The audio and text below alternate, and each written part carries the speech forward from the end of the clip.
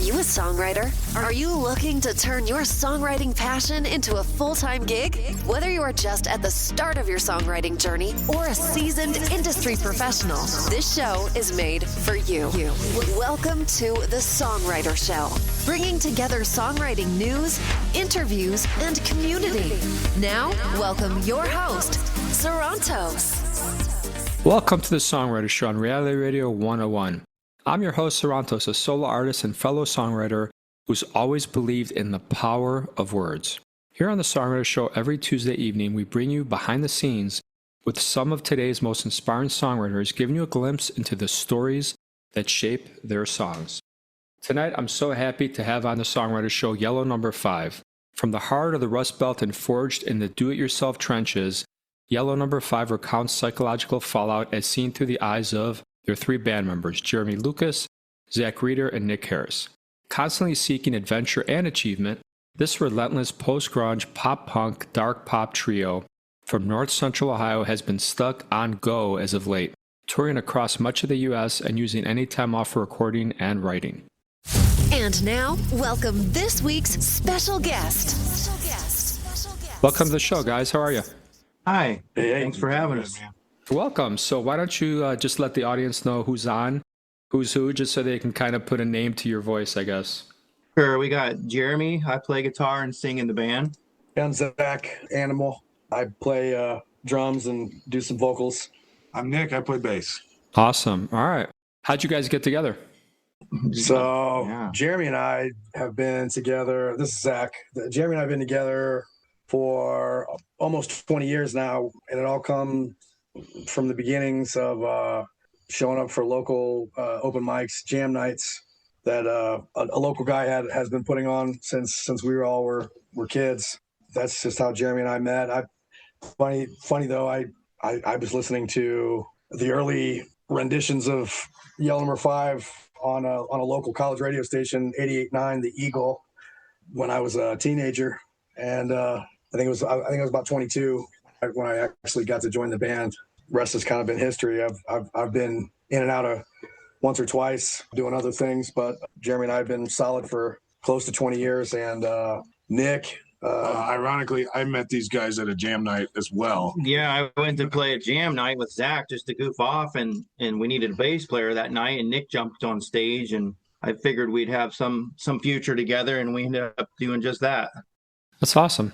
That was a couple of years later down the road when Nick actually became a full-fledged member of the band, but the chemistry that we share as this evolution is unmatched, unparalleled in comparison to any other member evolution that this band has ever been privy to. Tell us about the fondest musical memory you guys have created so far together.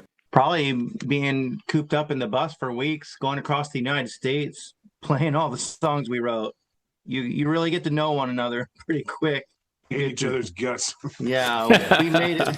We've already done one tour this spring. I think it was 16 shows in 11 states, and we're still here. We haven't had some blowout argument or anything, and we're ready for some stuff in May and June as well.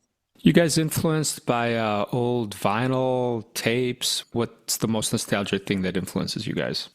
For me, a cassette tape that I got when I was little, Purple Rain from Prince. I don't even know. I think I about wore that thing out. But what are you guys into that started you off? As far as bass playing goes, it was the Stadium Arcadium double album from 2005 by the Red Hot Chili Peppers. I actually just listened to it again to steal some ideas. I think for me as a drummer, my dad's a drummer too, and I grew up listening to my dad play actually with the very same guy that runs the jam nights that we've met at. I remember when my dad gave me it was a dubbed over tape with on one side it had Dream Theater's Awake album on it, which had 6 a.m., which comes in super fat, and on the other side of it was Sugar Tooth. So prog rock, I guess, was probably my intro into wanting to be able to play drums. Tell us about your favorite musicians. If you guys could pick one band that you all have to agree on, who would it be? Oh, that we all agree on? Yeah, got to make it difficult for you, right? One band that we all agree on as your favorite musician, as your favorite band.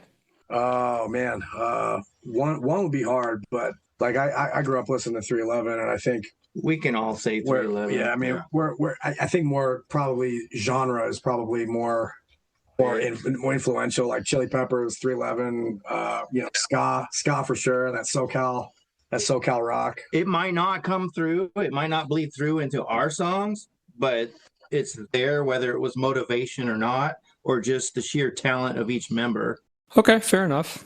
I think definitely in the rhythm within our rhythm section, Nick and I are definitely heavily influenced by funk flavor and even contemporary jazz and fusion and stuff. It's the way we play together is very percussive. How do you handle mistakes during a performance? Is there like a drumstick that goes flying towards someone's head, or you guys pretty chill about it? Happen. We ignore it. Yep. We smile and keep on. Yeah, we ignore it till after. I'm usually the one that ends up being a butthead about it later on. Yeah. I tend to be overly critical of our stage performances. Yeah, me personally, I don't make any mistakes. So I remember when I first heard that advice, ignore it and just keep going. I was like, what? And then you realize most people have no clue if you're like, whatever it is. It can annoy us, but most people have no clue that you missed the chord or you missed half a beat for a second or whatever it was. You're right. Unless they record it on their iPhone and listen back, they won't forget it by the next. That's right. 5 seconds later, it's gone. Never happened. Yeah. Yeah. So tell us about your songwriting process. How do you guys come up with a song? There are a lot of different ways. We'll audition things to each other through the Memos app on our phone. We'll send text to each other all the time. But a lot of it just comes from the depths of something we've lived through and then just blown it out of proportion.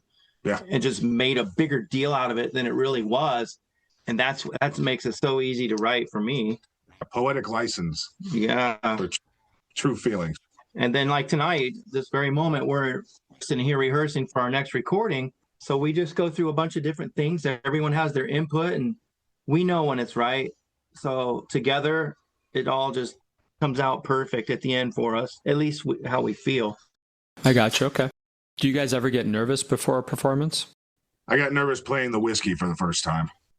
Yeah. I think Zach and I used to, and that would push the meter. We'd be playing fast or my hands would be shaking, but that wore off. I think that's over with now. Unless if we were to play some stadium or something, you could ask me again. Yeah. I think if anything, what happens at this point would be we're so amped up. We're so heavily reciprocal with how our crowd is, with the crowd energy. And that's a double-edged sword, but on the positive end, when the crowd's really feeling it, it's really, really hard for us to contain that energy. And I don't even think it's a matter of being hard or easy. It's a matter of whether we want to or don't want to. And I think probably I would have to err on the side of the heck with that, where we let it explode.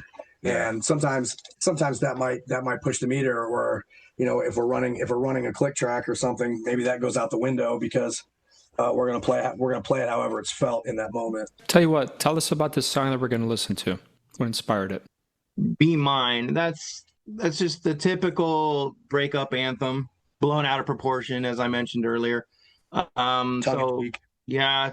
some slapstick to it, and that's as much as I can say without ruining it for someone else. If someone else has a different translation of it, I don't want to taint that, but we've all had some breakups, so it fits perfectly for probably any situation.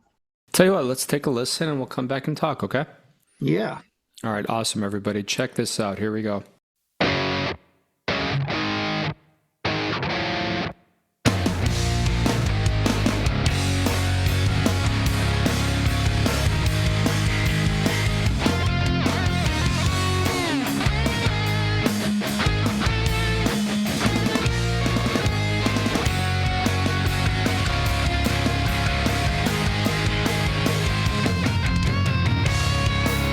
I'm overdrawn.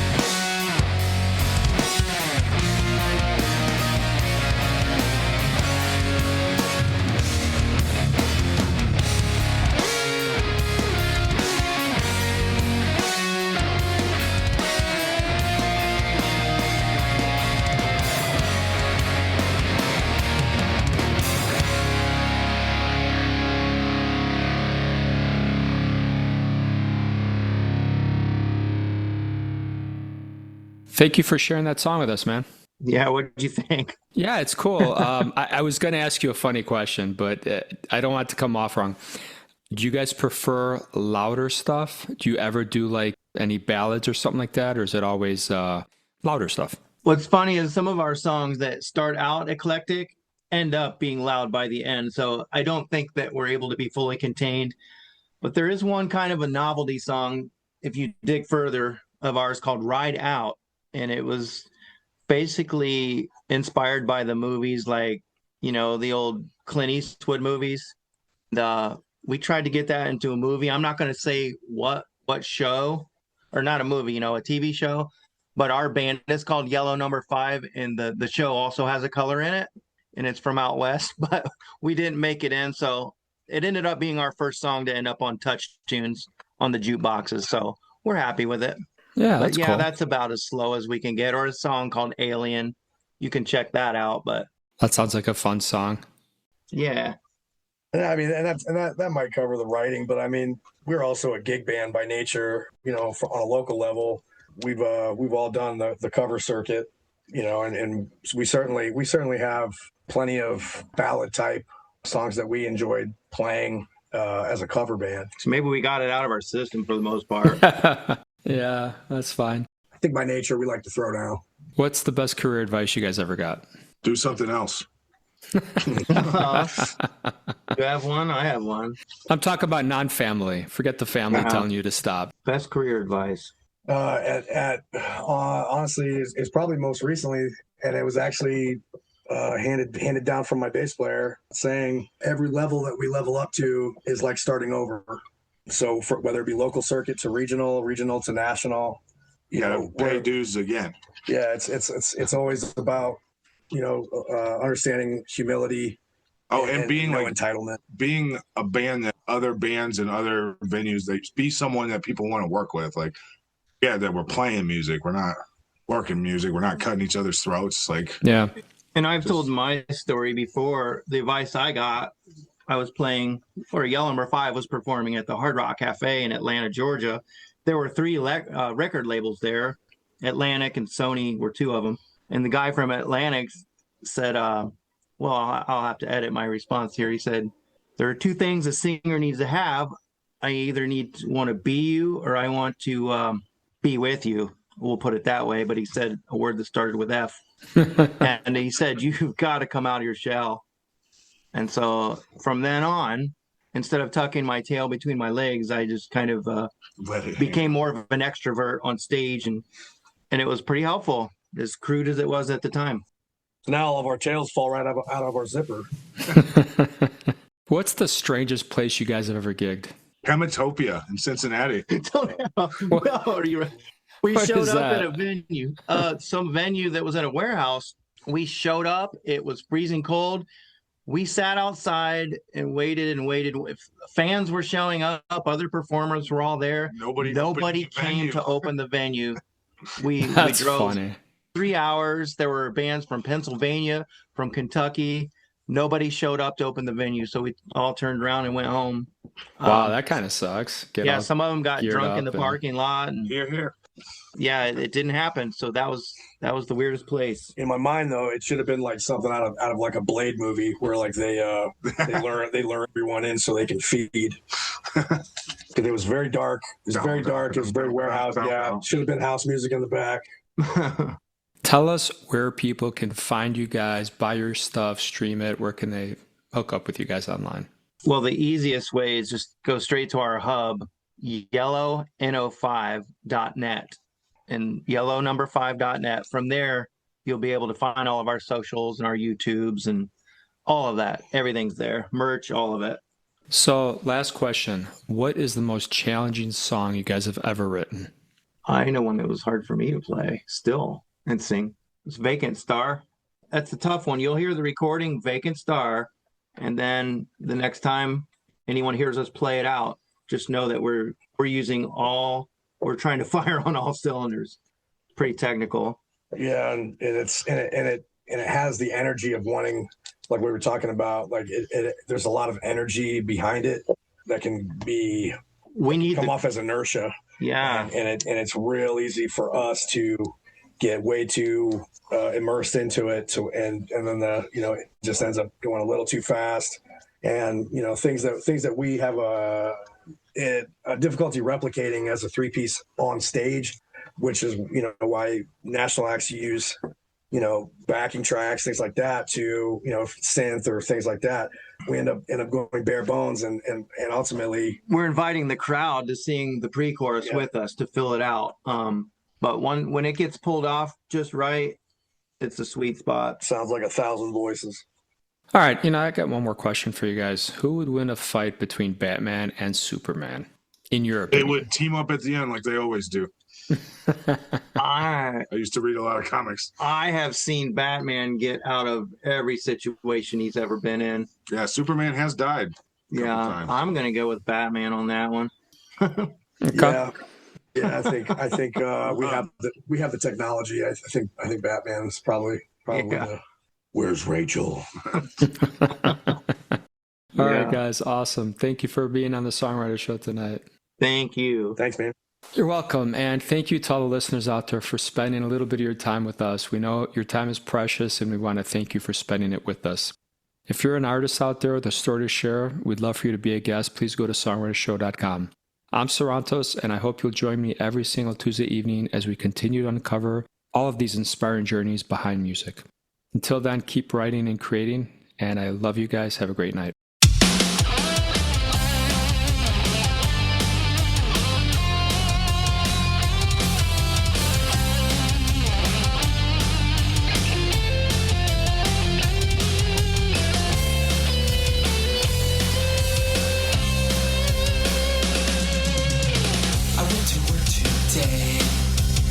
Sat at my desk all dismayed. Thought about our mangled past. Not sure why the passion didn't last. Seemed so horny at the start. Inseparable, nothing kept us apart. Last summer, something changed, and I stopped getting freaking laid. There's a question I keep wondering, a nagging feeling is having suffering. Did you cheat on me? Did you cheat on me? Suspicion sinks and insecure, obsessed ignited through and through. My worst nightmare, did it come true? Did you cheat on me? Did you cheat on me when I was always there for you? I took it kinda hard, was painful being so far apart. Though we were all broken up, I never really had enough. I always felt so damn wrong, acted like a rabid dog, stumbled like a drunken man, sober slowly, I walk then I run. There's a question I keep wondering, a nagging feeling is having suffering. Did you cheat on me? Did you cheat on me? Anxious and insecure, obsessed ignited through and through. My worst nightmare, did it come true? Did you cheat on me? Did you cheat on me when I was always there for you?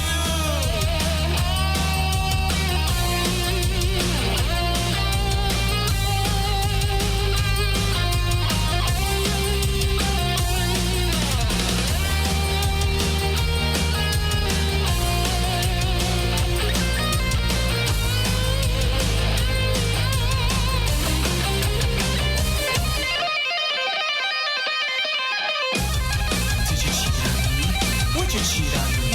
Did you cheat on me? Did you cheat on me? Did you cheat on me? Now? Did you? Huh? Did you cheat? There's a question I keep wondering, a nagging feeling is having suffering. Did you cheat on me? Did you cheat on me? Suspicion sinks and insecure, obsessed ignited. Nightmare, did it come true? Did you cheat on me?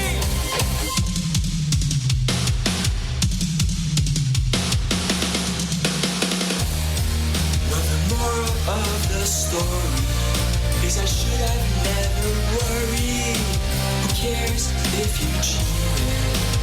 I was a moron to have begged and pleaded.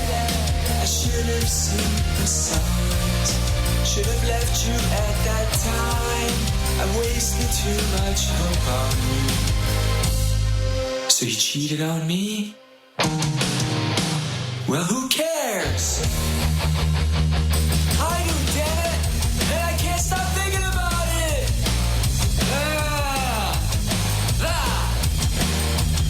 I hate this. Did you? Did you cheat? Did you?